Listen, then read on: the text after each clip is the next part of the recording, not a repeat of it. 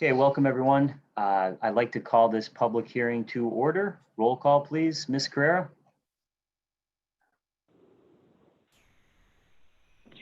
Mr. Schuster? Mr. McAndrew? Present. Dr. Rothchild? Here. Mr. Donahue? Here. Mr. Gaughan? Here, thank you, Mrs. Carrera. And just let the record reflect that Mr. Schuster is joining us right now. So he is present for the public hearing. Mrs. Reed? Thank you. The purpose of said public hearing is to hear testimony and discuss the following. File of the Council number 16, 2020. Amending file of the Council number 74, 1993 as amended entitled the zoning ordinance for the city of Scranton by repealing section 516 entitled flood prone areas and enacting section 516 entitled floodplain management regulations. Thank you, Mrs. Reed. Let the record reflect that there was no comments submitted by members of the public. So with that being said, I will call for an adjournment of this public hearing. Motion to adjourn. Motion to adjourn. Is there a second? Second. On the question, all those in favor signify by saying aye. Aye. Aye. The public hearing is adjourned. Thank you, everyone. Okay, now on to the regular caucus. Welcome, everyone. Today is Tuesday, July 21st, 2020. We're here in our Zoom room that everybody hopefully is getting used to now since the last few months.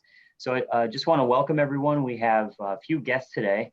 We're going to start off with representatives from Scranton tomorrow. So we have Leslie Colins and Joshua Mast. Hi, Leslie. Hi, Josh. How are you guys doing today? Hello. So the Leslie and Josh usually come in once a quarter to give us an update on the activities and just to fill us in on what's going on with Scranton tomorrow. They're both wonderful representatives for that organization and have really done an outstanding job over the last few years, especially downtown and really in everything that they do. So Leslie and Josh, I will turn it over to you now to give us an update. Thank you. Sure. Josh, how about if I start? Oh, I think you're muted. So thanks for having us. It's been a while since we met with council. I think we were scheduled right when we actually went into the stay-at-home order. So thanks for having us. I just wanted to give a brief update on Scranton Tomorrow's current projects. And obviously, as everyone in the community is really, their business model is evolving, we as a nonprofit are doing exactly the same thing. Yet I just had a board meeting, and one of the things I said is I always love to go back to Scranton Tomorrow's history.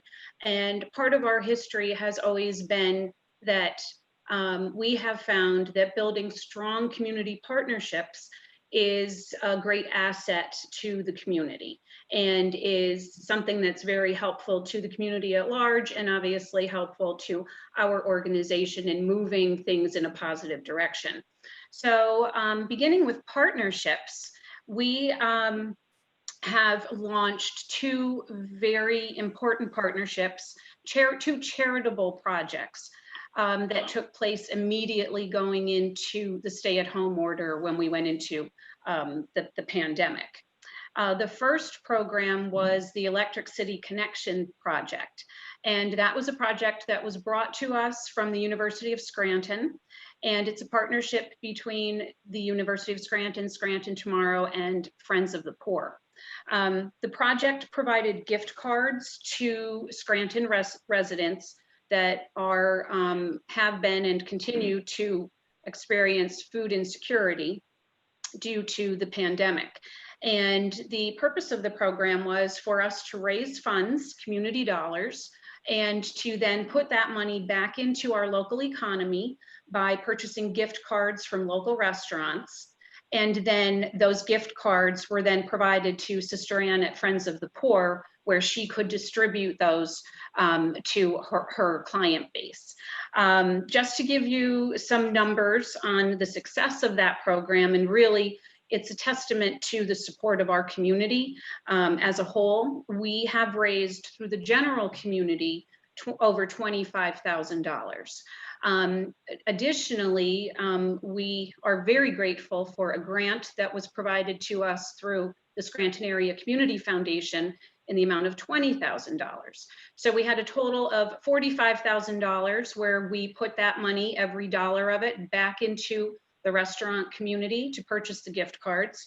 And we provided over 3,000 meals to those in need during the pandemic. The program is still up and running, and people can still go to the Scranton Tomorrow website and donate. We were asking for $15 donations. So based on a $15 donation, you can see that it was a significant amount of community support. So we would like to thank the community for making that program happen, and the partnership with the university and Sister Anne, of course. Immediately as we engaged into the Electric City Connection project, we started another project with the Geisinger Commonwealth School of Medicine third-year medical students, who are an amazing group of kids. They came to us with a program called Meals for Medics, and a similar type of process.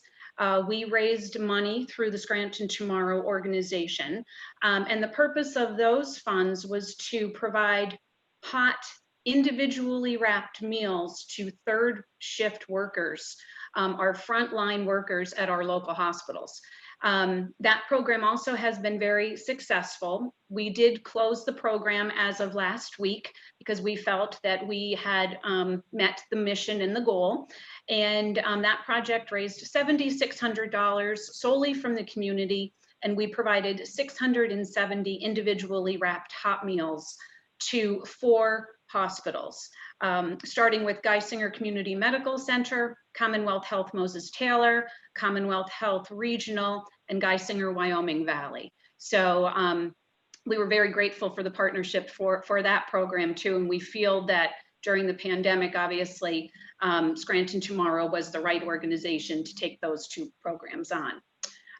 As far as dealing with the business community, which is our sole purpose and focus, is working with the downtown business district as we move forward in building the business improvement district. We realized that businesses were calling us looking for resources.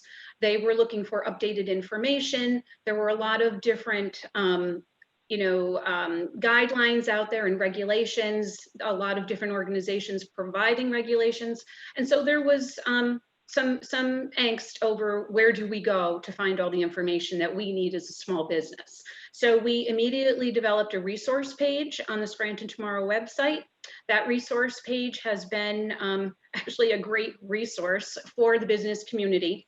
And we worked with local companies to provide discounted rates for PPE for the small business community. They are all local small businesses providing discounts to our local small businesses for disinfectants, for masks, gloves, anything that they would need to make sure that their business is safe for the general public.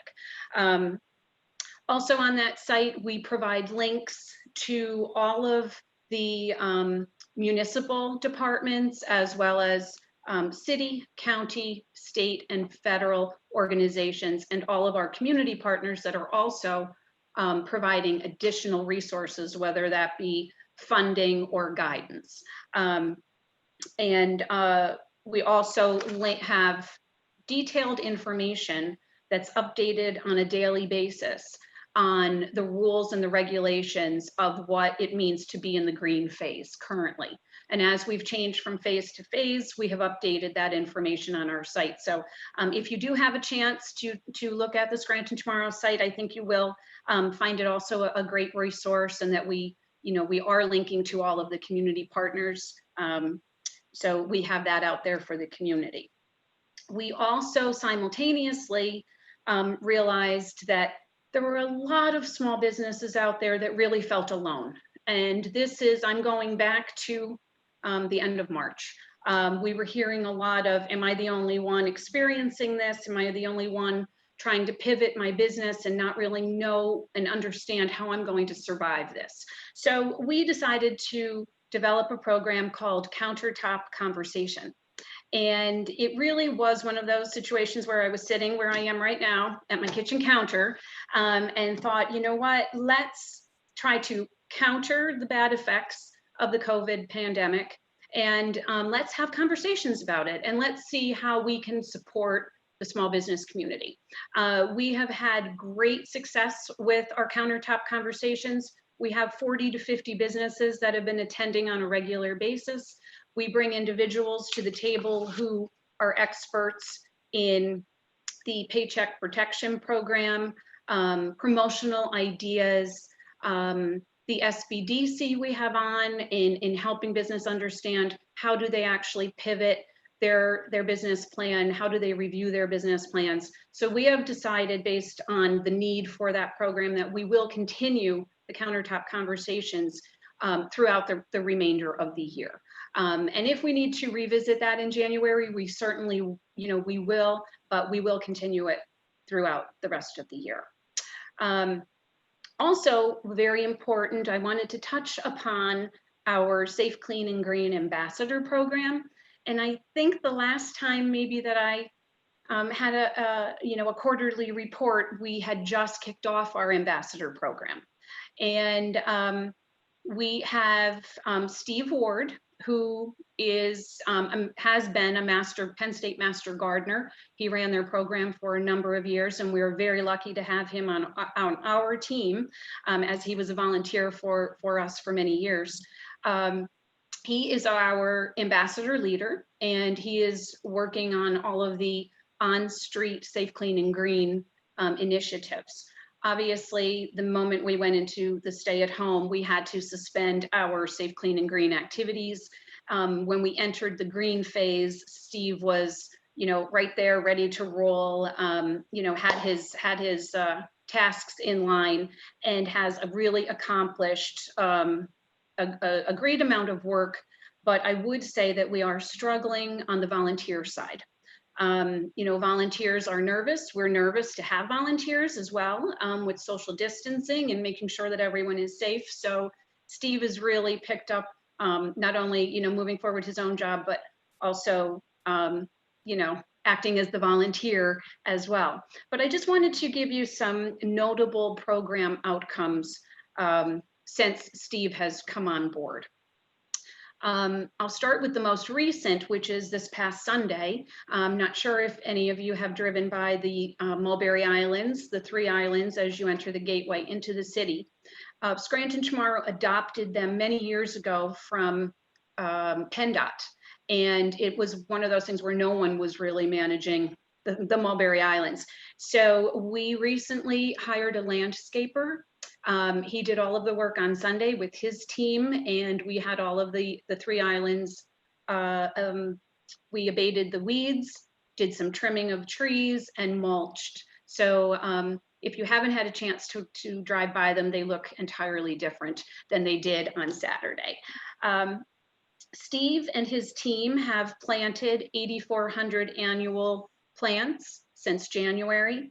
They have recently planted, since in COVID, 1,500 additional flowers, have removed 2 tons of litter throughout the streets. So these are all things that are above and beyond the responsibilities of the DPW workers. So this is an added benefit to the property owners, to the retail sector, to the restaurants, to the professional businesses.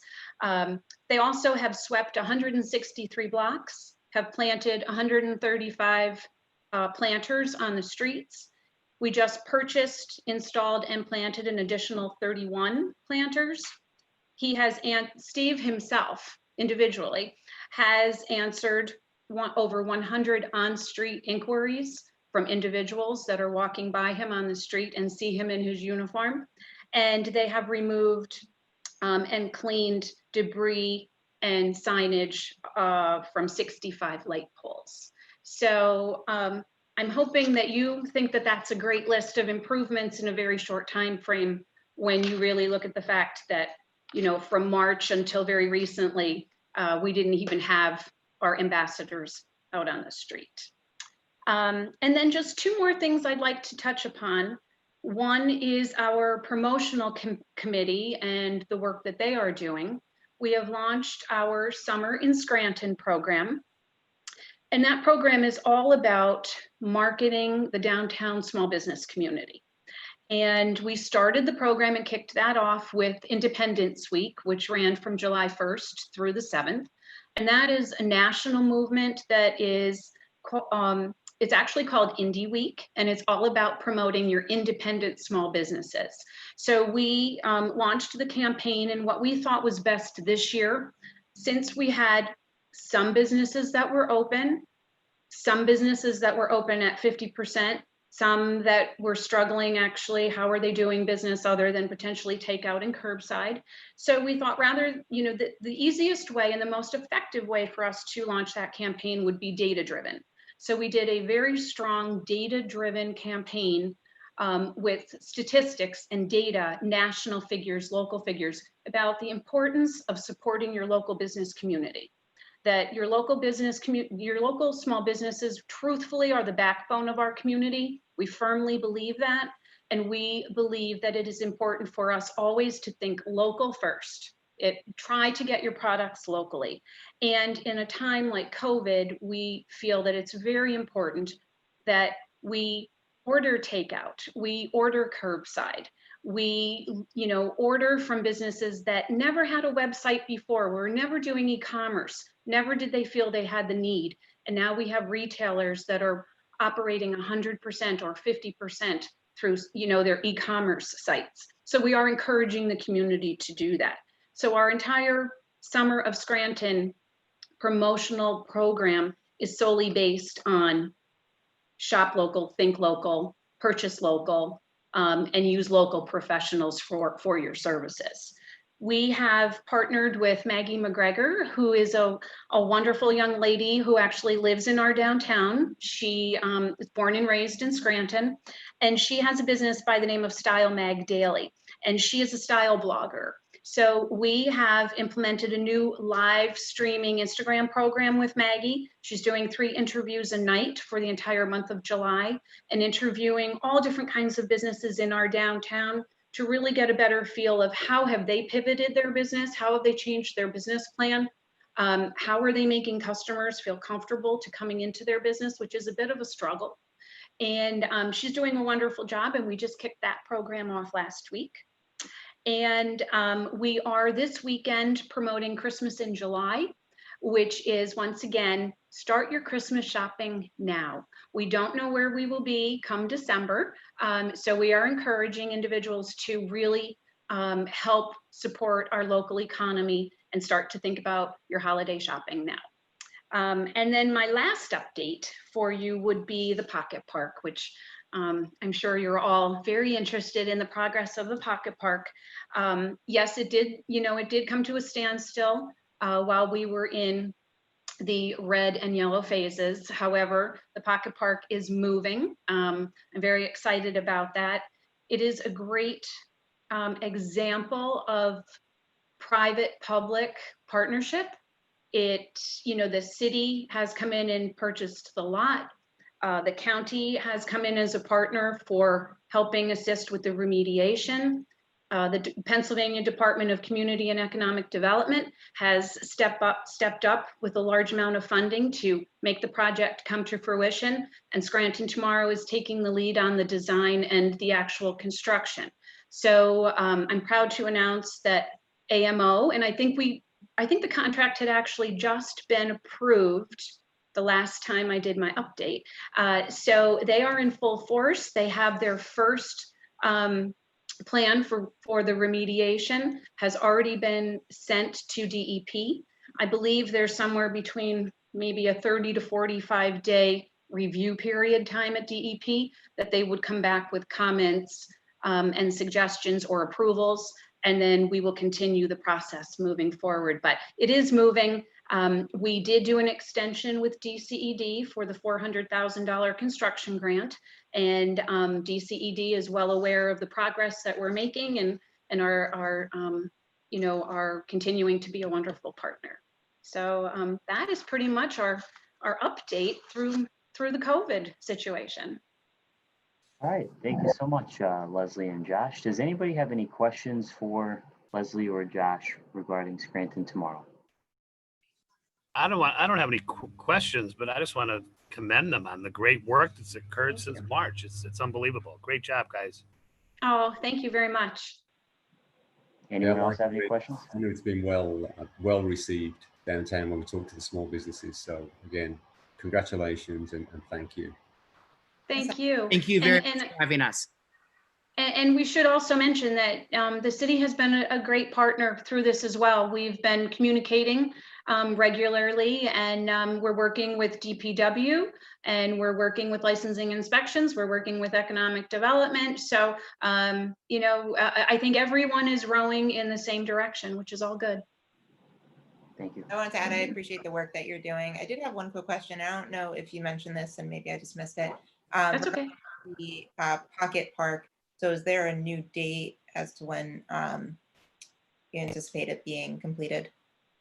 We are hoping that, so that's a tough question, I will admit, based on whether, where we go with COVID and what construction firms will be able to do.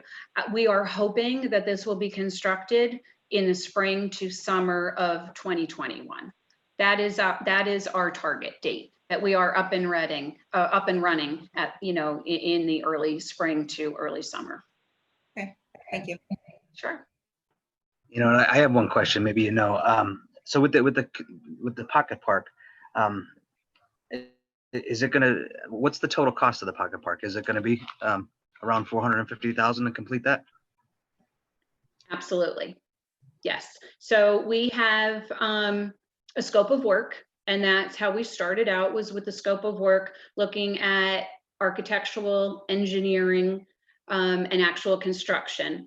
The remediation is a different contract. So the Pocket Park in actuality is more than $400,000, but the part that Scranton Tomorrow is responsible for is the $400,000 grant from DCED, as well as funds from the city, from the, I believe, the Mary Scranton Foundation funding that has been in the budget for many years specifically for a green space. So it was the perfect opportunity to utilize that grant. Okay, thank you. Sure. Anyone else? Okay, Leslie, thank you. And Josh, we're very lucky to have you working with the city of Scranton, and the ambassador program. I think is the statistics that you had cited are fantastic, really. And I hope that program only expands and gets bigger. So that's great for the city. Yeah, and thank those you again. are on the website, right, Leslie? Pardon? Those statistics, I think, are on our website also, right? The Scranton Tomorrow.org. They are on our website under the Safe, Clean, and Green category. Okay, great. Thank you, Leslie. Thank you, Josh. And I look forward to thanks for having us. seeing you again. Thank you for coming in. Thank you. Thanks so much. Bye-bye. Bye-bye. Okay, next up we have Mr. Carl Deely, our business administrator of the city of Scranton. And Mr. Deely is here to talk about blight in the city. I know we've all touched on this over the last few months, and of course, really over the last few years, the different issues that we have with blight in the city. So Dr. Rothchild, as the chairwoman of the community development for the council, has been in constant contact with Mr. Deely and is really kind of running the frontier on the blight problems along with the administration. So I'll turn it over to Mr. Deely if you want to give us an update on the progress that's being made. Well, first of all, thank you, Council, and the opportunity to provide an update on this obviously very important subject, and particularly Dr. Rothchild. Again, I think your input's been very valuable, and certainly, it's been a big part of, I think, where we are today. So just a bit of a recap.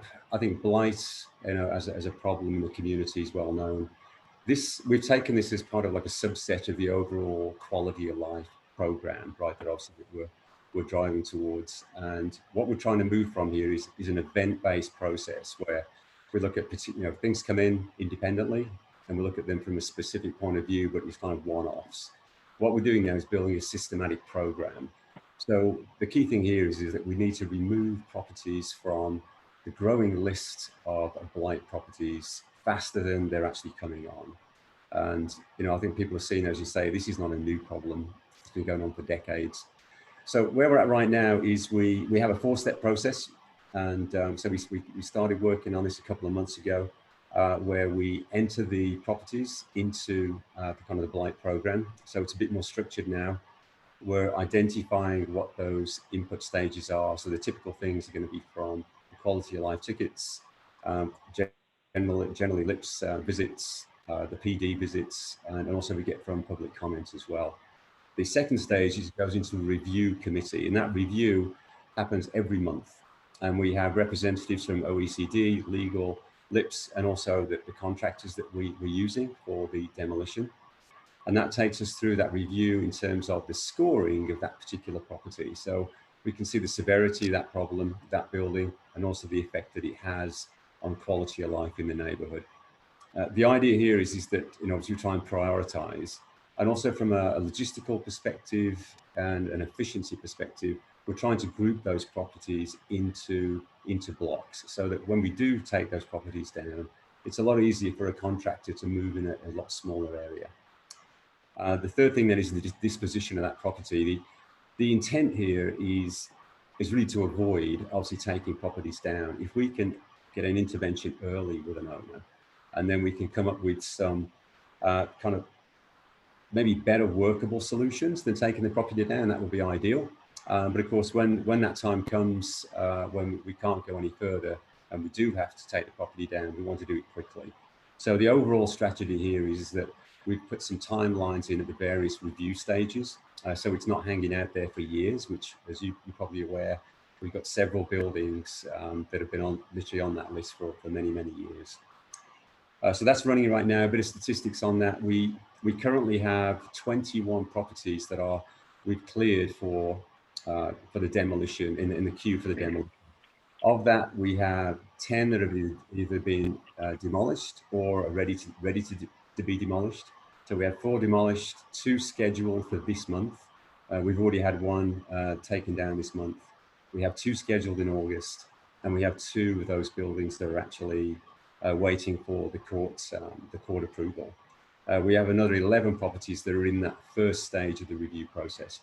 So obviously this is early days, but what we're finding is that constantly reviewing it, I think with the right group of people for the decision making, I think is going to kind of get us ahead of that curve.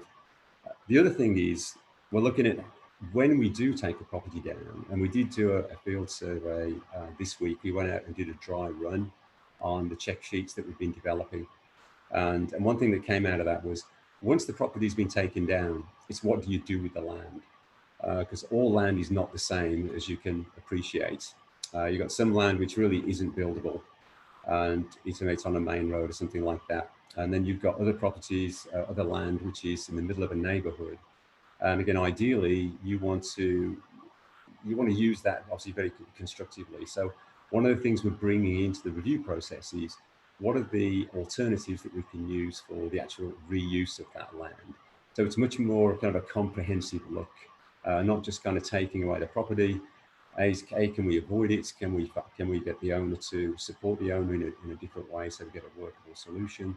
And then when the property does come down, you know, we really want to close that out so that we're not left with, again, communities, you know, having to deal with an overgrown property or a piece of land that's being misused, which is what's happening today. And obviously we get a lot of calls around that where we have land that is in the land bank and the city's responsible for the upkeep of that. And it certainly hasn't been managed probably as well as it should have done. And consequently, you know, the issues to the community are still there, even though, you know, a property which is demolished, you know, has been dealt with. So overall, I'm very pleased with the progress we've made. I think the speed that we're doing it. And there's still obviously some work to do, I think, in refining that process, but I think we're on the right track now. And the other thing that goes along with that is to build it into the quality of life program. So what we'll be doing shortly is starting a more systematic kind of block by block review from a quality of life perspective. So we put some plans together for teams of people from license and permits, PD, and also DPW, where again, we'll have a more cyclic program to go around the neighborhoods to identify these properties early rather than late. Kind of that's the quick update. Bruce, any questions? And of course, obviously, Dr. Rothchild too, you may have some comments too. Sure, go ahead. Yes, if you have anything. Yeah, I appreciate Mr. Daly coming into our caucus. I know I spoke about this a few weeks ago and that it was something that was being worked on. And so I'm happy that he can join us to provide the update on what they're doing to improve the blight situation in the city. You know, this is something very important to me. You know, a big part of why I wanted to be on council because, you know, the appearance of our city matters. We need to be doing our best to take care of it and to make sure that that our neighbors are taking care of it as well. So, you know, I appreciate the work that they're doing, the changes that they're making to the process to make it more streamlined, to just help get these problems addressed, and then to keep properties from getting onto that demolition list. Because as he mentioned, there's even after they're demolished, there are issues that can occur after that and continue to cause quality of life problems. So yeah, I mean, I think I'm pretty well versed, but if the other council members have questions, feel free. I just have one, not really even a question, but maybe just a suggestion. And this is something that you both probably have, and the team has probably already talked about. But one of the things I've noticed over the last few years is in terms of people living in the neighborhoods, we get a complaint, for example, about a property, high grass, and we forward that then to the licensing and inspections department. Once that happens, then it's out of our hands. And then the people come back and they'll say, Councilman Gaughan, you know, what happened? Was there a citation ever issued? And then I have to go back to the licensing and inspections department. So I'm actually happy to hear that the process, you're looking at streamlining it and maybe even making it more transparent. But in terms of educating the public and even educating new members of council that come in on what it looks like, even from a flow chart perspective. When a citation is issued, what is the next step?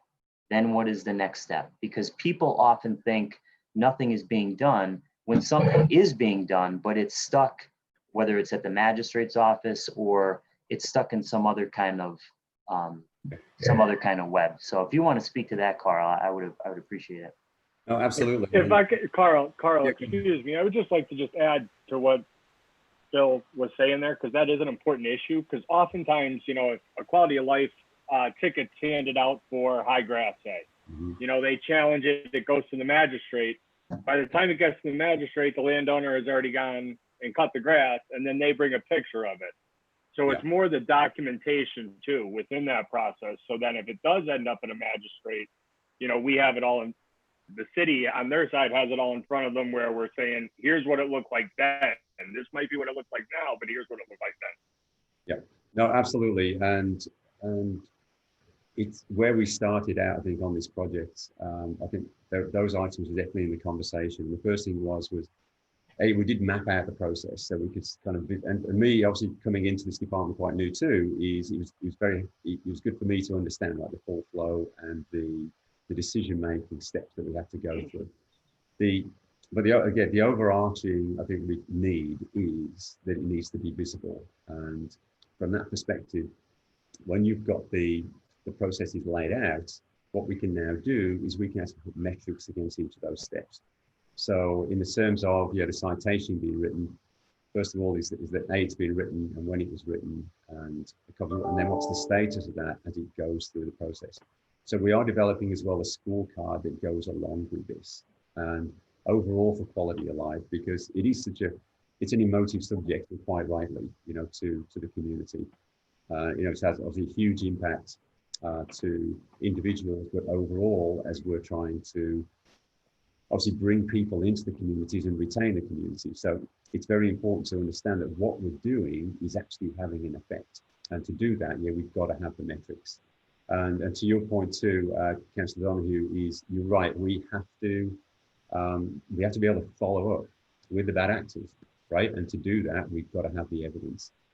So certainly that was in the dialogue. And yeah, I think as we develop this process, the metrics, which I think is something we should deliver certainly to council and certainly should be visible, to the public, through our websites going forward. And then I think on the wider scale of things, I think as we develop our overall kind of strategy going into next year, where we've got some major enterprise changes in terms of our technology, because a lot of it is being sunsetted, we have to change it. Again, these are the kind of things that we want to put into the functionality so that people can access it, and also they can drill down on particular issues, based on their postcode and things like that.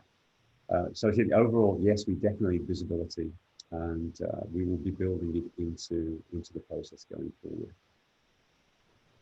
Yeah, that's something. I'm sorry.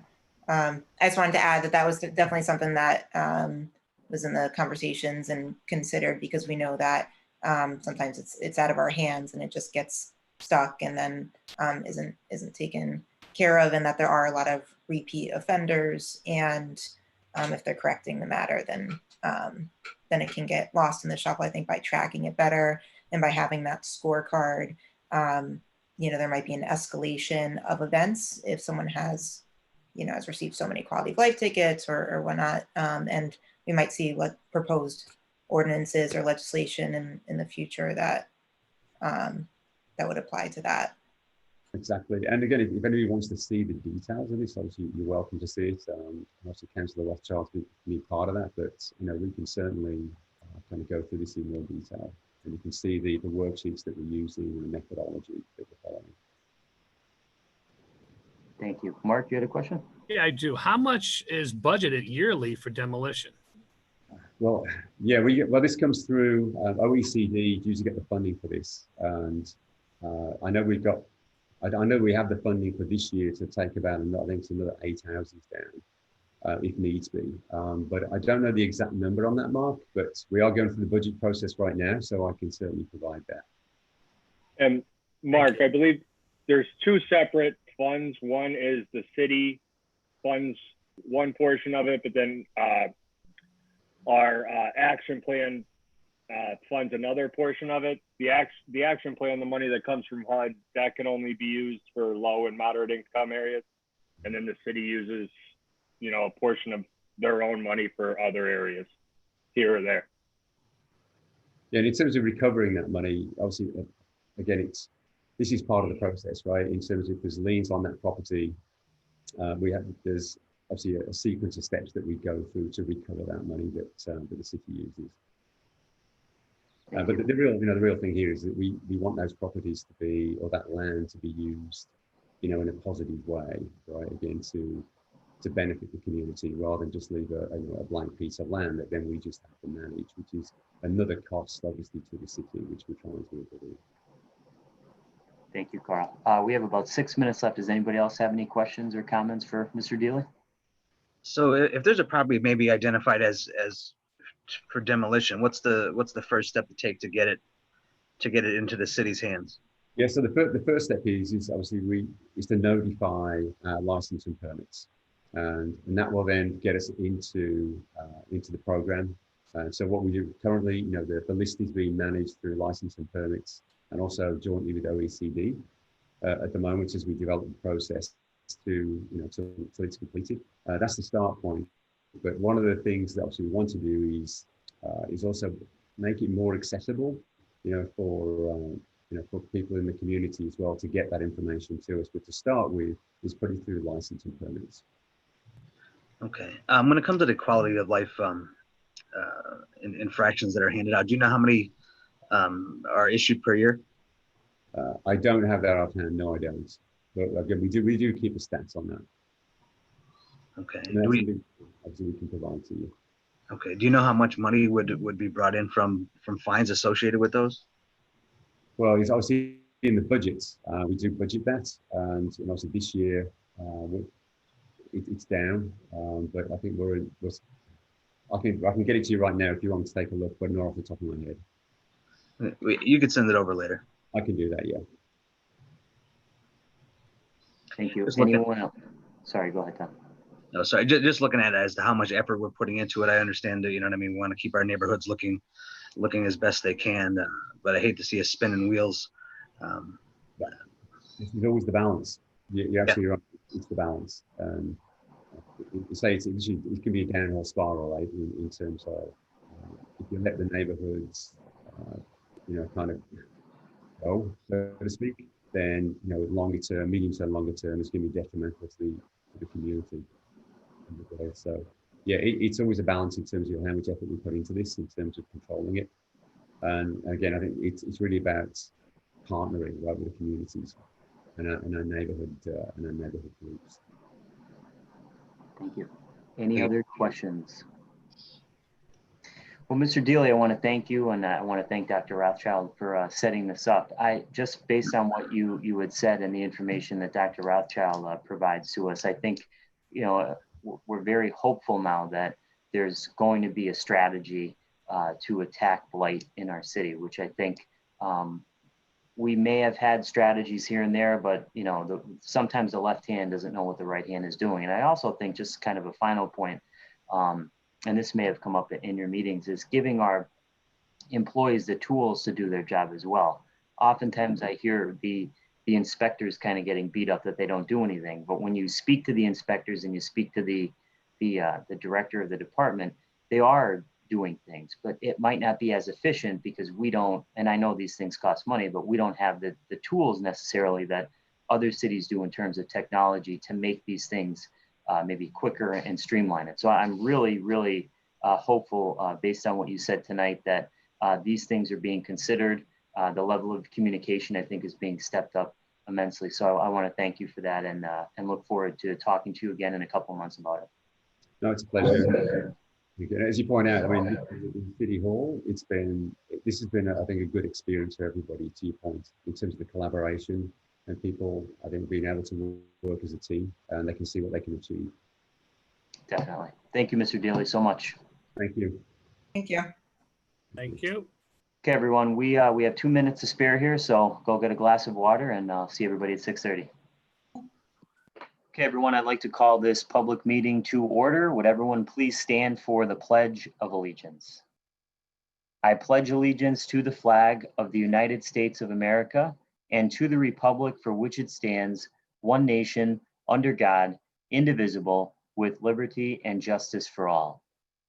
Please remain standing for a moment of silent reflection for our servicemen and women throughout the world, and also for all those who have passed away recently in our community. Let us also take a special moment of silence tonight for people in our community and throughout the world who are suffering or who have passed away from the coronavirus. May those who are sick receive the proper treatment and recover, and may their caregivers, families, and neighbors be shielded from the onslaught of this virus. Let us give solace to those who grieve the loss of their loved ones. Let us thank the doctors, nurses, researchers, and all medical professionals and first responders who seek to heal and help those affected and who put themselves at risk in the process. We continue to hope that their work may conquer this disease and restore communities to wholeness and health. Whether we are home or abroad, surrounded by many people suffering from this illness or only a few, let us stick together, endure together, mourn together, persist and prepare together. In place of our anxiety, let us continue to hope and find peace.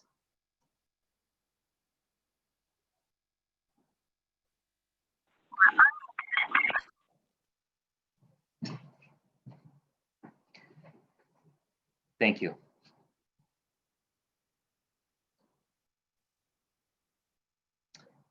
Ms. Carrera, roll call, please.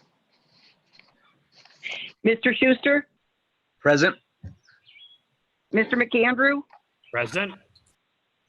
Dr. Rothchild, Here. Mr. Donahue, Here. Mr. Gaughan. Here. Thank you, Ms. Carrera. Mrs. Reed, please dispense with the reading of the minutes. Thank you. Third order, 3A, minutes of the non-uniform municipal pension board meetings held May 20 and June 17, 2020. 3B, agendas for the non-uniform municipal pension board meetings held June 17 and July 15, 2020. 3C, Controller's Report for month ending June 30, 2020. 3D, correspondence received from Lackawanna County Solicitor dated July 9, 2020 regarding Lackawanna County Recycling Center. 3E, minutes of the Composite Pension Board meeting held June 17, 2020. 3F, correspondence sent to Mayor Paige G. Cognetti dated July 16, 2020, requesting an update on the status of recommendations made by the Pennsylvania Economy League regarding the city's exit plan. 3G, correspondence sent to Mayor Paige G. Cognetti dated July 16, 2020, requesting an update on correspondence sent to Northeast Revenue Service. 3H, correspondence sent to solicitor to the Lackawanna County Solid Waste Management Authority dated July 17, 2020. Thank you, Mrs. Reed. Are there any comments on any of the third order items? If not received and filed, do any council members have any announcements at this time? So I wanted to make an announcement or a comment on the third order items. When I was taking a look at the non-uniform pension meetings, as well as the composite pension board, there were several employees who no longer work for the city. And I know when we first discussed the furloughs, that was in the, I'd say mid to early April. And we had a review on the 21st of April for 43 employees. But some of those employees there, one was dated 5/20 and another one was dated July 1st. Are they additional furloughs? Do we know? I don't know because council doesn't, really get into the into employee matters, but that's something we could inquire from the administration if you'd like. Yeah, I'd like to send some correspondence there regarding those employees. And also there was a question that came up at the composite pension board meeting by Mr. Kennedy. And what it stated was they were looking to project out to 2021, and they were looking from the HR department whether there were going to be additional furloughs, layoffs, or staffing adjustments. I'm not sure if he received that information, but can we inquire about those additional positions that I stated beforehand, and possibly that information if that's been sent to him? Yeah, I think a week or two ago, I inquired with the administration, and we sent something about an updated list of which employees had gone back and which employees were still furloughed. I believe most of them have been called back, but there are still a handful of employees that have been furloughed, but we did not receive that list yet. But we can have Mrs. Reed follow up. Okay. I did ask Mrs. Reed to pass along and, to request an update on that, I believe last Wednesday too. So, we had asked. Okay. And another thing was we also requested some information on the Act 47, including the list of services, update on the LST. Well, that would be in fifth order. We're still in third order. Okay. All right. Thank you. You're welcome. Anybody else in the third order items? Okay. Do any council members have any announcements at this time? I have a quick one. Wednesday, July 29th, 2020, 2:30 to 5:30 at Scranton High, 63 Munchak Way. The Friends of the Poor, Family to Family, and Weinberg Food Bank will be having another COVID-19 emergency drive-through food giveaway. All attendees must remain in the vehicle. The food will be placed directly in the vehicle. Of course, it's open to the public. Zip code and number of children, adults, elderly, and household is required. On top of this, I just want to say, I've been announcing these almost every week, and it's amazing that these three organizations, what they've done through the pandemic, not only in our city, but surrounding boroughs. I just think it's fantastic. And that is all I have. Thank you. Thank you, Councilman McAndrew. Anyone else have any announcements? I would just like to remind people that once again to, if they haven't done so already, to fill out your census questionnaires. By not doing that, that puts a lot of federal money at risk. So not only should you do it, spread the word to all your friends and family that they also need to fill out their census as well. Thank you, Councilman Donahue. Anyone else have any announcements? Yes. I'd just like to add, I just want to offer my condolences to the Caviston family who lost Lexi Caviston Ashmar last week. I believe she was 23 years old and passed away of glioblastoma multiforme, which is brain cancer. And she had courageously fought the disease for, I think, almost 3 years. She had 5 surgeries. In that time, she graduated nursing school, I think cum laude, and then she also recently got married to Joshua Ashmar. So her father, Mr. Caviston, he was a former police officer too for Scranton. They're a well-known Scranton family. They had held a lot of fundraisers for her over the years. So I just wanted to make the announcement of her passing, and I believe there are still fundraisers set up to pay off medical bills, as well as to be able to donate to research and funding for glioblastoma. Great, thank you very much, Dr. Rothschild. Any other announcements? I have 3. Mary Mother of God Parish at Holy Rosary Church in North Scranton will be having a drive-through block party Friday, July 31st and Saturday, August 1st from 4 to 8 p.m. Both nights. The block party will be held on church grounds at 316 William Street. There will be food and basket raffles. For more information and pre-orders, you can call 570-342-4881, extension 122, or you can go to www.marymotherofgodparish.org or Mary Mother of God Parish on Facebook or Instagram.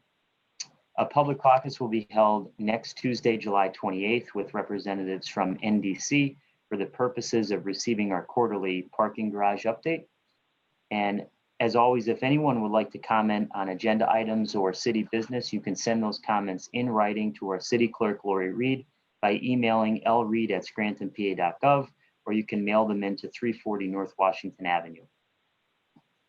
Council will accept public comment until the day of our meeting, Tuesday at 4:30 p.m.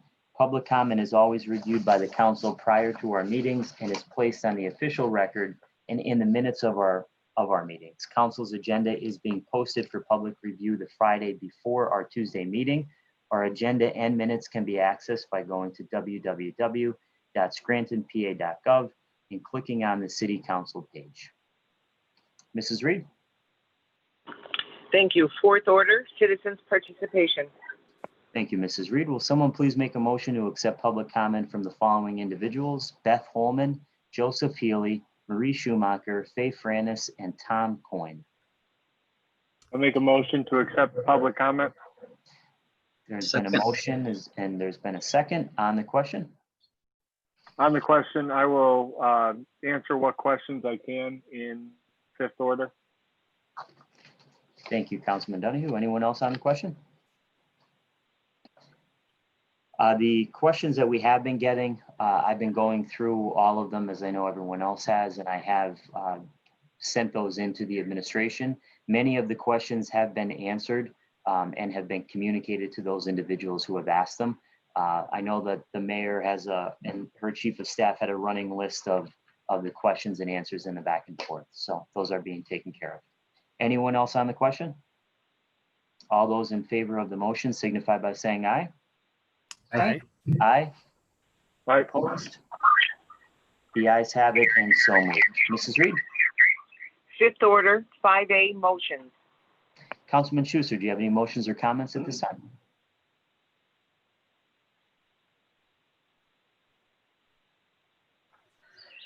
So yeah, I was going to make a motion. On 2 separate dates, I asked for some information regarding costs associated with the emergency declaration.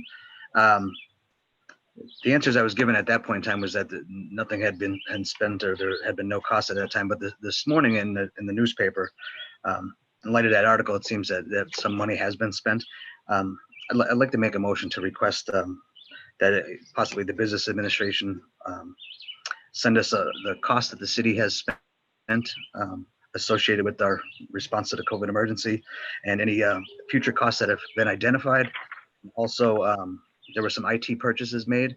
I know it was discussed at a shared services committee that some of those purchases could have been made in conjunction with the Scranton School District, maybe for some cost savings. So if that could be answered, if that was discussed or purchased together. Okay, there's Councilman Schuster made a motion. Is there a second I'll second. on the question? On the question, I'm going to vote for the motion. The only thing I would say though is that I think in the backup to 5E, I'm looking at it right now, where the city's going to ask for money from the county. I think they list it, everything that's been purchased so far in terms of for the pandemic, and I think they listed future costs. Now maybe there are things that were not listed on here, but I do think that seems to me that mostly everything is itemized here on that list in the backup. But I guess we could just add if there's anything that maybe didn't qualify for reimbursement that was spent, that wouldn't be included in this list if there was any additional information. Anyone else on the question? All those in favor of Councilman Schuster's motion signify by saying aye. Aye. Aye. The ayes have it, and so moved. Do you have anything else, Councilman Schuster? I just made an inquiry to Solicitor Hayes and to Lori about Department of Health item that we had on the agenda tonight. Any history of a Department of Health we had in the past, maybe possible expected budgets of that department. And I think that's something that once this goes through, it will be found in the exploration of that department. But that's all. Okay, thank you very much. Councilman McAndrew, do you have any motions or comments at this time? I do. So between last meeting and this week, a concern from a citizen that was first brought to me in May, which I actually presented at a meeting. It's the rear garage of 324 Crown Avenue, which was operating illegally as an auto repair garage. So in between the first initial complaint and until last week, or I know that in May, a certified letter was sent on May 12th to the owner of the garage to immediately stop work. The letter also stated that this will be the only letter you will receive. Your next communication from us will be a formal enforcement action. Okay, so that was May. The concerned citizen brought this to me last week. It wasn't necessarily a public comment sent to all of us, but it was just sent to me individually, but it's a public comment. So, but, and I reached out to Mrs. Reed and so this is her second complaint. I do know that Mrs. Reed did send correspondence to the LIPS department because they wanted to clarify the address. So that occurred between last week and this week. So this is the third auto. So I'd like an update, please, for myself and this concerned citizen, Mrs. Reed, if we could just follow up with that, please. Thank you. But it's weird. This is the third auto chop shop type of activity that has been brought to my attention personally. And in the past, I don't know, maybe 3 months. And it's not just in one part of the city. I mean, there's at least 3 different parts of the city this is occurring. And it seems like when the coast is clear, I know that the police have got to investigate it. And ironically enough, one of them, which is over here near me, has all these ATVs flying out of it too. So, but I just realize what I'm realizing is they go, they investigate, and when the coast is clear, this brazen activity picks up again. So these are 3 garages that I'm sure have leases or some type of agreements, but this is continuing. I know it was somewhere up in North Scranton. There was one on West Side and this one on Crown. So I don't know. I'm just throwing it out there, and I'd like some follow up or feedback with regards to this. Thank you. That's all I have. Thank you, Councilman McAndrew. Dr. Rothchild, do you have any motions or comments at this time? Yes, I have a bunch, so bear with me. First, I just want to thank Scranton Tomorrow for coming into our caucus. I appreciated the updates that they provided us with and the work that they've done over the past few months. And I look forward to seeing the progression of the Pocket Park and the completion of that. And I'd also like to thank Mr. Dealey for coming into our caucus. And I think he explained as to what they're doing to address blight within the city and the different processes that they have in LIPS now to help address those issues. And I know that LIPS recently received some of their staff back, and they're getting up and running again. And so some of our concerns and complaints we brought previously to them have been getting addressed, but I think there's some too that have fallen on the back burner. So I asked Lori Reed this week to send additional correspondences and reminders to them about a couple of issues. And there are some other things that I just wanted to update people on, just so that they're aware that it's something we are working on and continuing to ask about. So I did have a gentleman ask me about the railroad tracks on Washington Avenue that are crossing over in Southside. Those have been in disrepair for quite a long time now, and so it's difficult to drive over that section. And that's something that we've sent over to DPW a couple times that we're waiting a response on to see if that will be taken care of and when.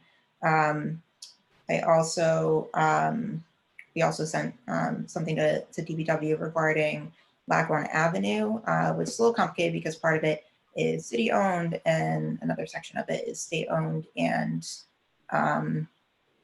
there's an issue with there aren't like lines separating lanes, so it needs some line painting, and also at some of the traffic stops it's difficult to tell the different directions of the lanes, so there may be some lane marking and line painting coming up related to Gaughan Avenue, just to make it safer for drivers. And along the lines of Gaughan Avenue, the U.S. Post Office has an office there, and I received a complaint from one of the workers at the USPS who was having an issue with their parking. They have like a spot designated for the postal workers because they have the truck come in certain times of the day. I think it was at least 4 times during the day to pick up the mail.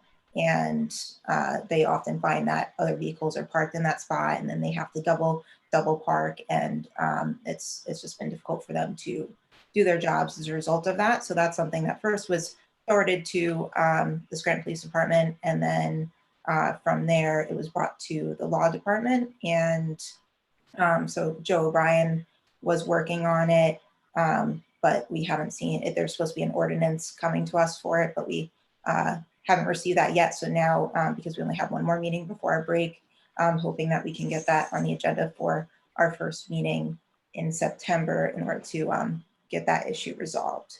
And then something else that I sent over to the Licensing and Inspections Department.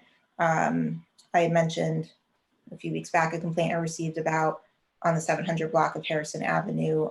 There's just an overgrown area that's going onto the sidewalk. It's like an empty, vacant lot, and it's become problematic in a safety issue because pedestrians, it's so blocked that instead of using the sidewalk, they're crossing the street outside of the pedestrian crosswalks, and so it's become a hazard in that way.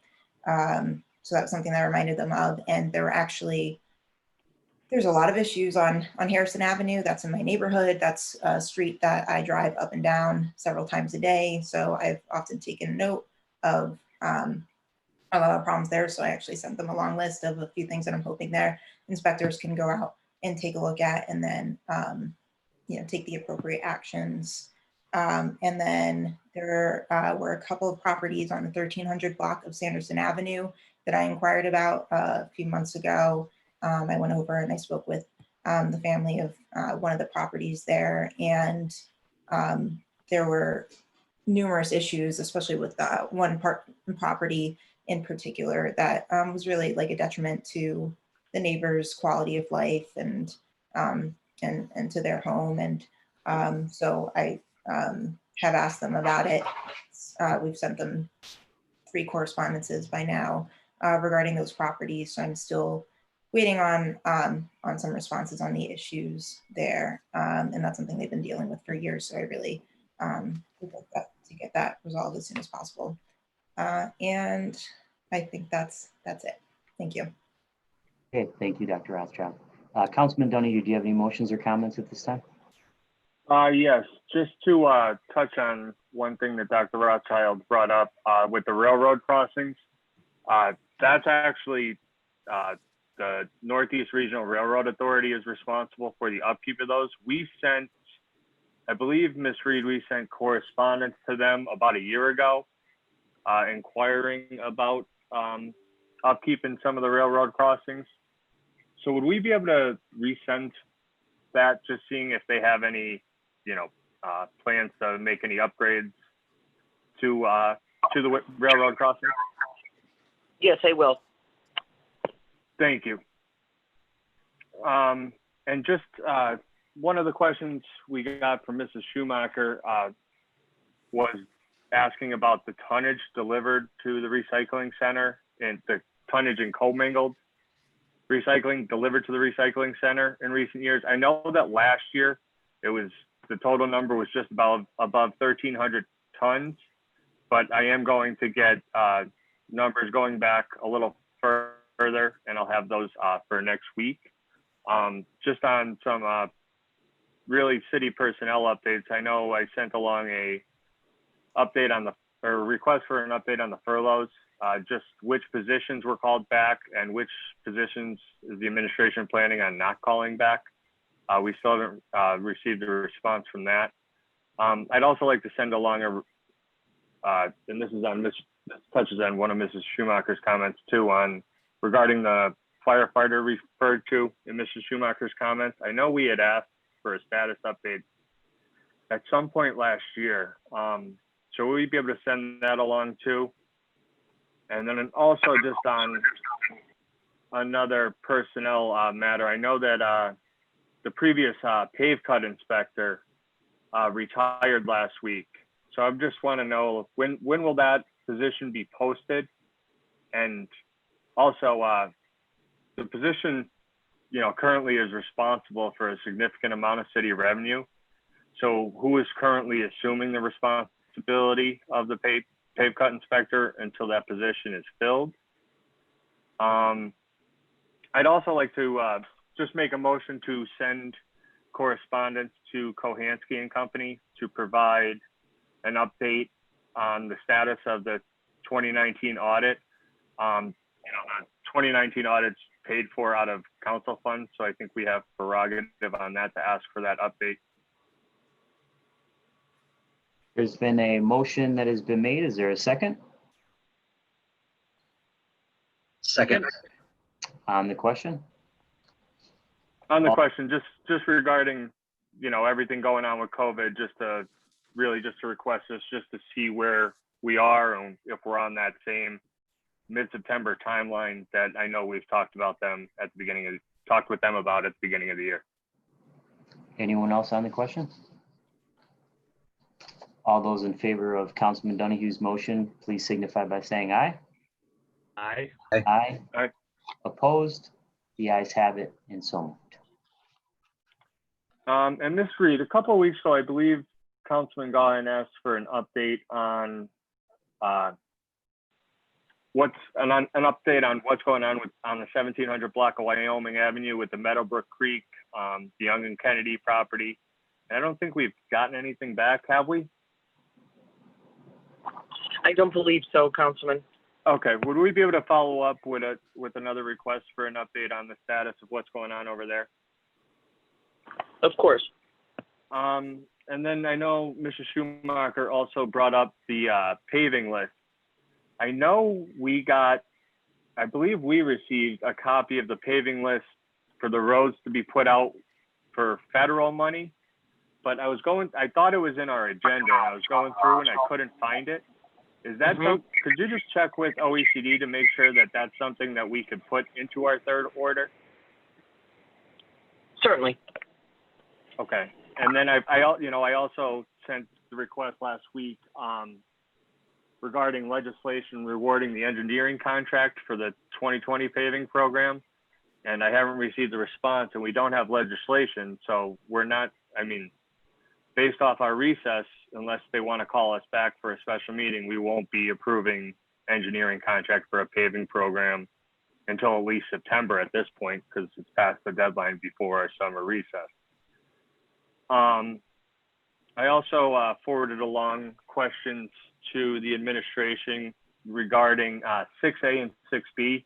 And it was just really what, for both, what strategies will be employed to effectively enforce each ordinance.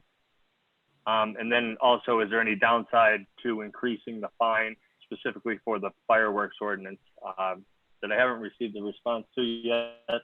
And I'm hoping we receive a response to that by the end of, or by the meeting next week where we pass that legislation. And also I have a couple of LIPS questions I'd like to forward on to the administration, specifically for the time period between March 15th and July 15th. I'd just like to know how many construction permits were issued, how many construction inspections were performed, how many occupancy permits were issued, and how many health inspections were performed. And that's all I have. I'll have some more comments for agenda items. Okay, thank you. I just have a few items I'd like to discuss. The first one is just to ask Solicitor Hayes if we received any responses from the Solid Waste Management Authority regarding the letter that we sent last week or the week prior. I haven't received any response from the authority. I don't know if Mrs. Reed did. Well, I have not. okay. So it was reported to us that by the authority solicitor that we should receive a response last Friday as he was meeting with them in an executive session. I reached out to the solicitor earlier today just to report that I had not received a response to our July 8th correspondence, which we originally directed to the county commissioners. And then the county's solicitor indicated that it's something that should go directly to the authority. But in any event, I reminded the solicitor to the authority today that we had not received a response, and I have not received one as of now. Okay, since in this case, with this whole issue, time is of the essence here. And I think we're all trying to understand how we got to this point. I read in the newspaper that the Solid Waste Management Authority amended the agreement that they had with the recycling center operator. And apparently they determined that the agreement was not breached. My question is tonight and has been, why would they rush to amend an agreement that was not breached? Why would they rush to amend an agreement when it really wasn't necessary? And by all accounts, it benefits the operator. And it's to the detriment of Scranton taxpayers and really to every other borough throughout Lackawanna County. So I know Mr. Cummings, the executive director and solicitor of the authority, had said he was going to respond to our questions by this Friday, but that did not happen. So I'd like to make a motion that council prepare and submit a right to know request to the Solid Waste Management Authority seeking the following: minutes from the authority's meetings from July 1st, 2019 through the present, a listing of current members along with the date of their appointment, the date of the authority's solicitor's appointment, all amendments to the professional service operating agreement, copies of the Excel spreadsheets, which are referenced in the July 6, 2020 correspondence from the Lackawanna County Recycling Center, Inc. to the authority, copies of the current and prior waste management plan for municipal waste, which the authority is required to adopt pursuant to the Municipal Waste Planning, Recycling, and Waste Reduction Act, and the authority's financial statements for years 2015 through 2019. Do I have a second? Second. On the question? On the question, it's sort of ridiculous that we have to put in a right to know request. I think this information should be readily available to anyone in authority at that authority. I agree. Anyone else on the question? I agree. It's ridiculous that we have to go to this, a right to know. And 1 week the agreement's null and void. Now a week later it's breached or it's not breached, but it's being amended. It doesn't make any sense to me. So Oh, yeah. Anyone else? All those in favor of the motion signify by saying aye. Aye. Aye. Opposed? The ayes have it and so moved. Just a few things. I had asked this week for an update on the street sign program. About a year or two ago, council had passed legislation entering into a contract with a company who was really going to revamp our street sign program and give us some tools in order to streamline the whole process. So I did ask just for an update on what's been done and what the plan is moving forward. I know that there has been several signs replaced throughout the city, and I think it would be incumbent upon council just to find out exactly where they've been and what's been done, because it is a really good program. Also, several citizens issues I just want to touch on really quick that we've sent into DPW and the Licensing and Inspections Department. On East Mountain, the 1300 and 1400 blocks of Brook Street, water runoff issues. I continue to get complaints about East Mountain Road and the brush overgrowth that makes it difficult for drivers. The same issue on Mountain Lake Road, and that road is crumbling, needs to be patched and put on a future paving list if possible. Also, part of Winter Mantle Avenue is in really bad shape. Winter Mantle and Birch, the ditch is dangerous, plus there's a lot of overgrowth there. Received a complaint about the 400 blocks of Phelps Street and some quality of life issues. 3103 McCarthy Ave in Manuka, there's high grass and the house was involved in a fire a few years ago. The 1500 block of Price Street in the corner of Brownlee Avenue, same thing, there was a house that burned about 5 years ago and it's still sitting there. And furniture in an alley in West Scranton on Rachel Place. So we did send all those complaints to the proper departments. I was pleased that we had Mr. Delian, our business administrator, tonight to talk about blight in the city. And in listening to him speak, it does seem like we are moving in the right direction in terms of coming up with a strategy and a comprehensive plan to deal with blight throughout the city. And that's all I have. Thank you. Mrs. Reed. Thank you. 5B, for introduction an ordinance prohibiting the use of commercial vehicle brake retarders on 3rd Avenue in the city of Scranton between Elm Street and Broadway Street.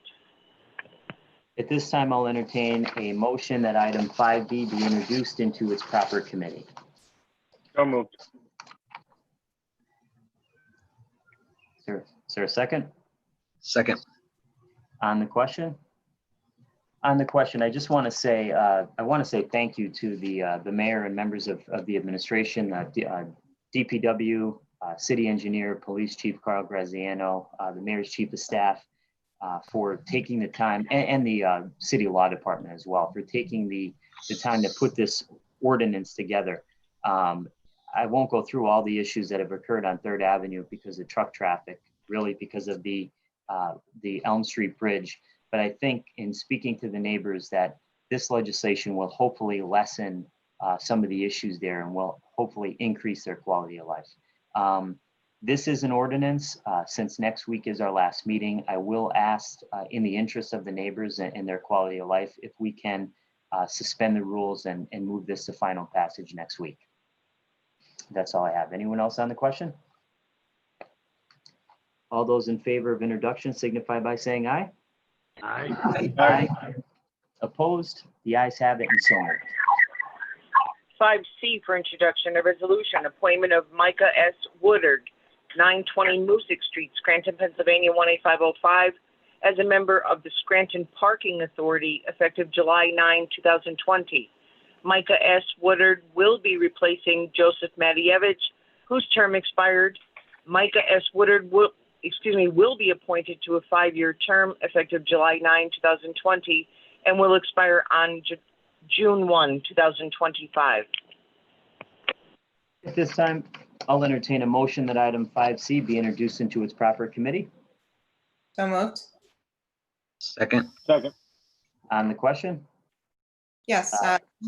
On the question, I'd like to add that I know Mr. Woodard, and I know that he's a business owner in Scranton, and I think it's important to have downtown business owners a part of the parking authority, since I think they have firsthand knowledge of how the parking authority is affecting their businesses and their customers. So I believe this is a great appointment, and I look forward to voting on it. Thank you. I did request a resume for Mr. Woodard, and we did receive that, so it will be in third order next week for final passage. Anyone else on the question? All those in favor of introduction signify by saying aye. Aye. Aye. Opposed? The ayes have it and so moved. 5D for introduction, a resolution authorizing the acceptance by the City of Scranton by Keystone Sanitary Landfill of a John Deere 410L backhoe loader, serial number as noted, per CoStar's DGS contract number as noted, from 5 Star Equipment. This time I'll entertain a motion that item 5D be introduced into its proper committee. So moved. Is there a second? Second. On the question? On the question, Oh, sorry. Attorney Hayes, if we were to ask for a itemized list of what has been provided under this agreement year by year going back to 2000, would that be a question for the administration or for the landfill? Well, I guess either, right? The easier route would be to go to the administration, because pursuant to the, I think it was October of 2000, there was an agreement with the operator that the operator would provide $100,000 worth of equipment on an annual basis. What they're doing here in this resolution is just memorializing the donation of a particular piece of equipment. And I think that the mayor wanted this done in a more formalized manner, which I tend to agree with. So the answer to your question, Mr. Donahue, would be, I would start with the administration to see if they have an accounting of all of the different materials and equipment that have been donated since 2000 to the present, and see if they have that information. Okay. Yeah, because this is the first I've heard of this stipulation in that contract, and I'd just be interested to see, what sort of equipment the city has gotten, going back 20 years. So I'll have Mrs. Reed send that over to that request over the administration. Thank you. Anyone else on the question? I agree with Councilman Donahue. I think it's, I would be interested to see if the city has been keeping an account of what we received. I'm sure they have been, but I think it would be good for us to request that to see the equipment and the other things that have been provided.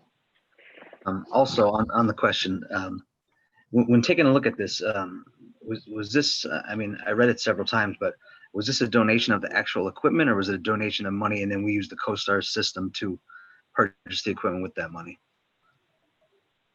Solicitor Hayes, would you know the answer to that question? I think it was the money was provided and then the city went out and entered into a contract. Am I correct, or? That's correct, Council President Gaughan. That's my understanding, that only the city would be able to participate in the CoStar program. So that's how I think it would have to work. But as you know, the amendments, the revisions that I proposed and circulated amongst council members was to get additional supporting documentation to explain this transaction, just so we have it. And that would be hopefully included in the supporting documentation that we would pass once this resolution is finalized. Yeah, thank you, Mr. Hayes. Yeah, when reading it, that's what it appeared to be, that it was a monetary donation, and then we went through the CoStar system. But I guess the wording of the resolution appears that the tractor is being donated. Correct. Yes, but I think as Councilman President Gaughan explained, that was the arrangement. We'd be reimbursed for the purchase. All right. Thank you. Thank you. Anyone else on the question? Yeah, so we get an amendment and a gift in the same night. Anyone else on the question? All those in favor of introduction signify by saying aye. Aye. Aye. Opposed? The ayes have it, and so moved. 5E for introduction of resolution, ratifying and approving the execution and submission of a grant application by the City of Scranton to Lackawanna County Office of Economic and Community Development for the COVID-19 County Relief Block Grant Program by and through the Pennsylvania Department of Economic and Community Development, and authorizing the mayor and other appropriate city officials of the City of Scranton to accept the grant if successful and execute and enter into a grant agreement to accept and utilize the grant in an amount up to $824,553.23 awarded by Lackawanna County Office of Economic and Community Development. At this time, I'll entertain a motion that item 5E be introduced into its proper committee. So So moved. moved. Is there a second Second. on the question? On the question, this may have been raised during the meeting, but the only thing that I would ask before final passage is if we could get a list of how many employees are actually working from home. Anyone else on the question? All those in favor of introduction signify by saying aye. Aye. Aye. Aye. Opposed? The ayes have it, and so moved. 5F for introduction of resolution, ratifying and approving of the execution and submission of an application by the City of Scranton to the Commonwealth of Pennsylvania Secretary of Health requesting a certificate of approval pursuant to 16 PS Section 12005A, confirming the City of Scranton's ability to establish a municipal Department of Health. At this time, I'll entertain a motion that item 5F be introduced into its proper committee. So moved. Second. On the question? Yeah. On the question, Solicitor Hayes, could you, I know you reviewed this resolution. Is this something that municipalities can do, create a Department of Health in your review? So this is an issue that I'll have to review with the law department, and in their defense, I have not raised it yet with them, but the statute that is cited in this resolution is the Local Health Administrative Law, which essentially empowers county governments to establish departments of health, not municipalities. Now, municipalities are permitted to have their own Department of Health if one existed at the time that this Local Health Administrative Law was adopted in 1951. Upon Councilman Schuster's request, Mrs. Carrera and Mrs. Reed both did research on this issue, and it appears that in 1916, a Department of Public Health was created for the City of Scranton by an act of council.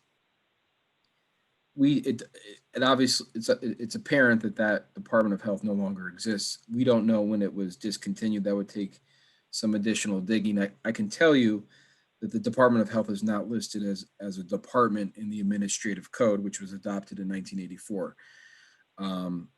So what we'll have to get clarification from the administration before final passage is this. Is there another provision, statutory provision, state statute that's permitting them to pursue this creation of a Department of Health?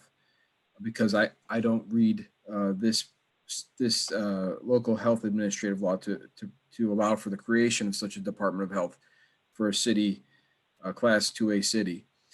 And secondly is, it may not be necessary if the Department of Public Health there's a Department of Health that exists on the books for the City of Scranton, although it does appear that it has expired or it no longer exists. It certainly hasn't been budgeted for in a number of, as far in any budget that we can see in recent memory.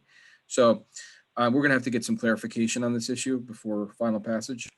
But I think it was important that Councilman Schuster raised this issue this week, which permitted us to start digging on the history of the Department of Health for the City of Scranton. Thank you. Anyone else on the question? Yes, I wanted to add, I believe this is something that other cities and municipalities have been looking into, just like in light of COVID, to help them to better handle these situations. So, you know, I am interested. It seems to just the purpose of this legislation would be to start an exploratory committee. You know, nothing at no cost, just to see if this is something that's feasible or possible in the city. But I agree. I'm interested in seeing if it's legally possible. So. Yes, on the question, I think it's important to point out that this is just a first step in the process that would cost the city $0, and it sort of allows you to get into an exploratory phase. I'm interested to see what Mr. Hayes, Mrs. Reed, Mrs. Carrera come up with regards to, you know, some of the history behind it. But I think from a realistic perspective, I think, you know, a county health department would be more realistic.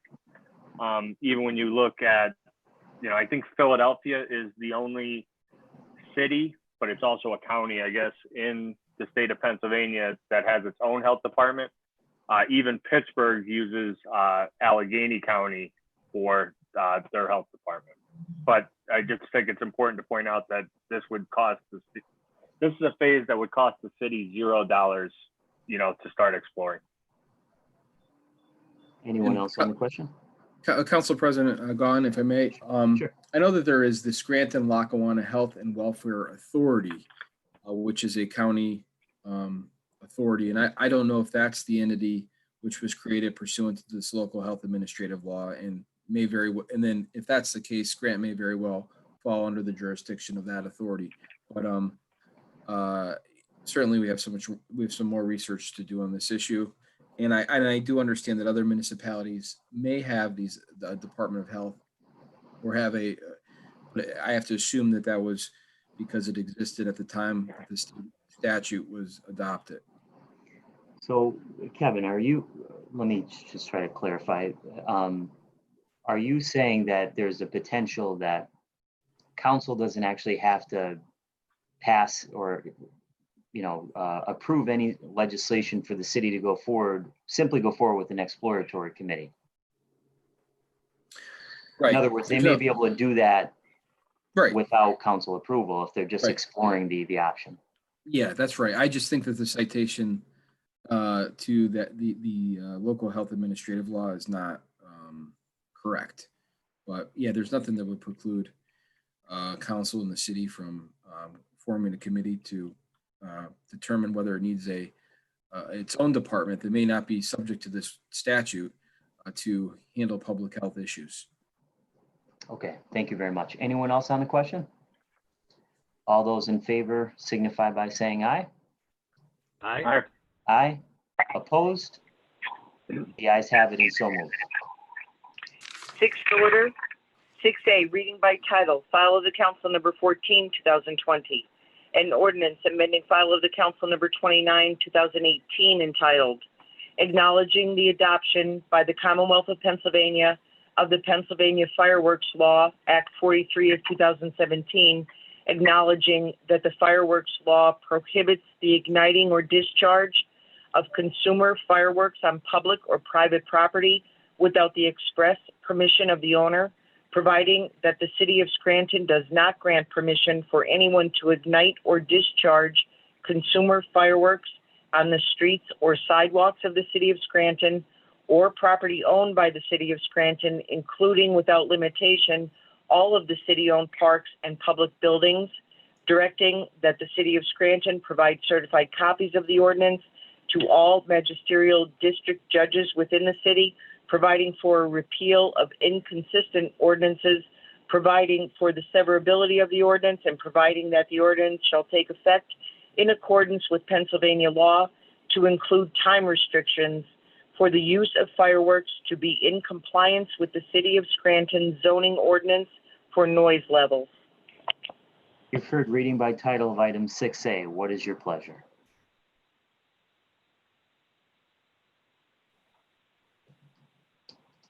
Mr. Chairman, I move that item 6A pass reading by title.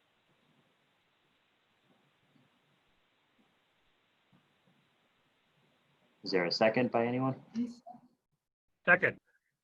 On the question? All those in favor signify by saying aye. Aye. Aye.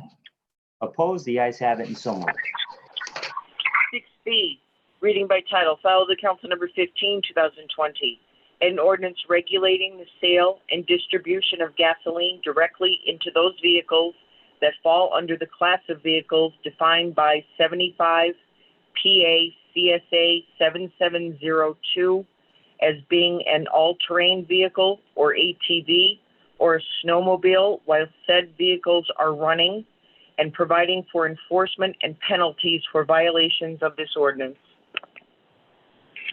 You've heard reading by title of item 6B. What is your pleasure?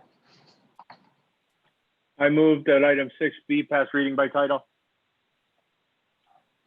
Second. On the question? All those in favor signify by saying aye. Aye. Aye. Opposed? The ayes have it and so moved. 6C, reading by title, file of the council number 16, 2020, an ordinance amending file of the council number 74, 1993, as amended, entitled, the zoning ordinance for the city of Scranton by repealing section 516 entitled, flood-prone areas, and enacting section 516 entitled, floodplain management regulations. You've heard reading by title of item 6C. What is your pleasure? I move that item 6C pass reading by title. Second. On the question? All those in favor signify by saying aye. Aye. Aye. Opposed? The ayes have it and so moved. 6D, reading by title, file of the council number 17, 2020. An ordinance amending file of the council number 11, 2018, entitled, establishing a no parking zone along the west side of Wyoming Avenue from a point 175 feet south of the intersection with East Gibson Street to a point 325 feet south of the intersection with East Gibson Street to allow for driveway site distance purposes as shown on the attached highway occupancy permit for the Pennsylvania Northeast Regional Railroad Authority to extend the no parking zone along the west side of Wyoming Avenue to a point 160 feet south of the center line of East Gibson Street to a point 415 feet south of the center line of East Gibson Street to allow for driveway site distance purposes as shown on the attached highway occupancy permit for the Pennsylvania Northeast Regional Railroad Authority. You've heard reading by title of item 6D. What is your pleasure? I move that item 6D pass reading by title. Second. On the question? All those in favor signify by saying aye. Aye. Aye. Aye. Aye. The ayes have it and so moved. 6E, reading by title, file of the council number 18, 2020. An ordinance authorizing the mayor and other appropriate city officials to apply for and execute a grant application by the city of Scranton Office of Economic and Community Development to the Pennsylvania Department of Community and Economic Development ARC program in the amount of $50,000 to be used to develop an economic development strategic plan for the city. You've heard reading by title of item 6E. What is your pleasure? Mr. Chairman, I move that item 6E pass reading by title. Second. On the question? All those in favor signify by saying aye. Aye. Aye. Opposed? The ayes have it and so moved. Seventh order, 7A, for consideration by the Committee on Rules for adoption. File of the council number 12, 2020. Amending file of the council number 111, 2017 of the city of Scranton, adopting and implementing the Act 47 exit plan for the city of Scranton pursuant to the Financially Distressed Municipalities Act, and authorizing the mayor of the city of Scranton to issue an order directing the implementation of the Act 47 exit plan amendment, which will become effective upon adoption, attached hereto as Exhibit A, in accordance with the provisions of 53 PA-CSA Section 11701.249, the Municipalities Financial Recovery Act. As chairperson for the Committee on Rules, I recommend final passage of item 7A. Second. On the question? On the question, I'm going to vote for this resolution just basically for one reason, and that's payroll prep tax. I think we need to get that done as soon as possible. That was overwhelmingly approved by the voters of the city of Scranton last year, and I think we need to get it done before the end of this year. You know, in the last few weeks, I think we've made some progress towards actually having that adopted starting January 1st. But in terms of Act 47 and really state government overall, both are just completely ineffective. If you were to ask, in the 28 years that we've been in designated distress under Act 47, has it been a net positive or a net negative? I would absolutely say it's been a net negative. That the scorn of having that distress status has been greater than the benefits we received, because I don't think we receive a lot of benefits.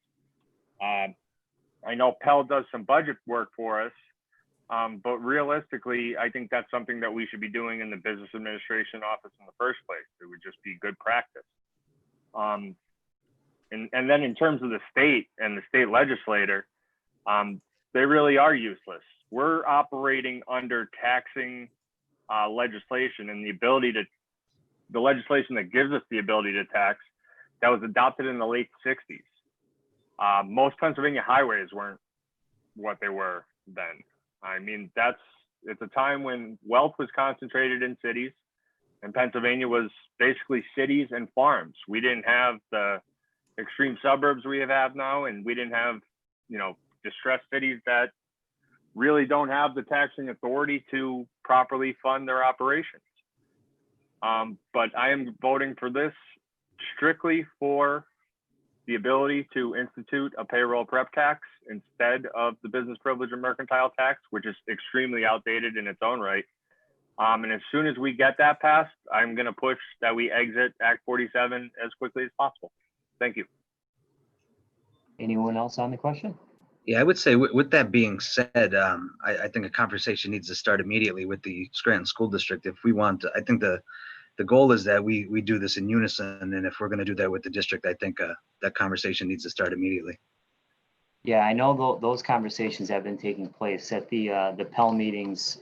Mr. Laffey, the business or finance manager for the school district, I think is almost at every one of the Pell meetings. So he has been, I know for a fact that he has been in touch with Mr. Dealey and before him, Mr. Sheridan. So they are, the school district and the city are working together on this. Anyone else on the question? Yeah, when you say working together, I mean, Mr. Lappy is fantastic, but he's the business manager.